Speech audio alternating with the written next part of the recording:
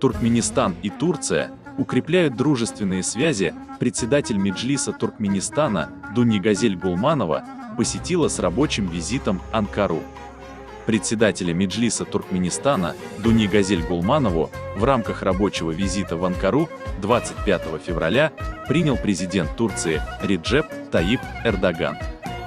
Гулманова передала главе дружественного государства приветствие и наилучшее пожелание от президента Туркменистана Сердара Бердымухамедова и национального лидера туркменского народа Гурбангулы Бердымухамедова и передала приглашение на мероприятие, намеченные к проведению в Туркменистане в рамках Международного года мира и доверия, а также в честь 30-летия постоянного нейтралитета Туркменистана. Стороны рассмотрели ключевые аспекты двусторонних связей в политической, торгово-экономической и культурно-гуманитарной сферах.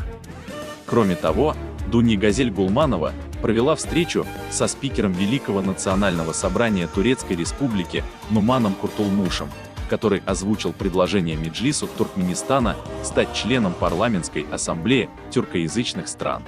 Также прошли заседания межправительственной Туркмено-Турецкой комиссии по экономическому сотрудничеству и Совета по сотрудничеству в сфере образования.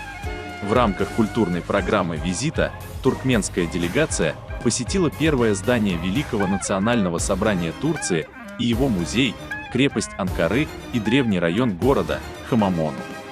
Также члены парламентской делегации Туркменистана приняли участие в церемонии возложения цветов к мемориалу Аныткабыр